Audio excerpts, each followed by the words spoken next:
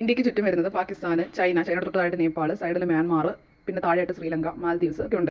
Straight is a narrow naturally formed passage of water that connects to larger bodies of water. Main function എന്ന് പറയുന്നത് link between two seas or oceans ആണ് straits എന്ന് പറയുന്നത്. സ്ട്രേറ്റിന്റെ അടുത്ത് രണ്ട് water bodies ആണ്, അപ്പുറം ഒരു ലാൻഡും കാണും. ഓക്കെ, ഉറപ്പായിട്ടും. ലോങ്സ്റ്റ് സ്ട്രേറ്റിന്റെ പേര് സ്ട്രേറ്റ് ഓഫ് മലാക്കയും നാരോസ്റ്റ് സ്ട്രേറ്റ് ഓഫ് ബോസ്ഫറസും ആണ്. ബേ അഥവാ ഉൾക്കടൽ, നമ്മൾ അറബിക്കടൽ, ദെൻ ബംഗാൾ ഉൾക്കടൽ നമ്മൾ കേട്ടിട്ടുണ്ട്, ബേ ഓഫ് ബംഗാൾ. ബേ എന്താണെന്ന് വെച്ചാൽ ലാൻഡ് ഉണ്ട്, ഒരു ഓഷൻ ഉണ്ട്. അപ്പോൾ ലാൻഡിനും ഓഷനും ഇടയ്ക്ക് വരുന്ന പർട്ടിക്കുലർ ഏരിയ നമ്മൾ വിളിക്കുന്നത് ആ ഒരു വാട്ടർ ബോഡിയാണ് സീ എന്ന് പറയുന്നത്.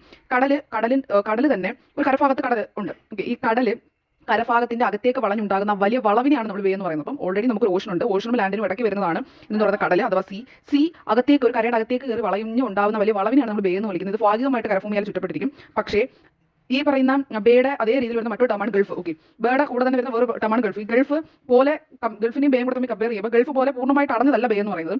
ബേ എന്ന് പറയുന്നത് പാർഷ്യലി എൻക്ലോസ്ഡ് ബൈ ലാൻഡും ആണ്. Typically more open to sea, അതായത് ഗൾഫും സീയിലേക്ക് തുറക്കുന്നതാണ്, സിമിലർലി ബേയും സീയിലേക്ക് തുറക്കുന്നതാണ്. പക്ഷേ ബേ സീയിലേക്ക് തുറക്കുന്നത് മോർ ഓപ്പൺ ടു സീ ആണ് ദാൻ എ ഗൾഫ്. ബേ എന്ന് പറയുന്നത് 3 സൈഡ്സും ലാൻഡാൽ ചുറ്റപ്പെട്ട് കിടക്കുന്നതായിരിക്കും. ബേ ആണ് ഉൾക്കടൽ. നമ്മൾ ബംഗാൾ ഉൾക്കടൽ എന്ന് വിളിക്കുക, ബംഗാൾ കടൽ എന്നല്ല പറയാറ്, കാരണം അത്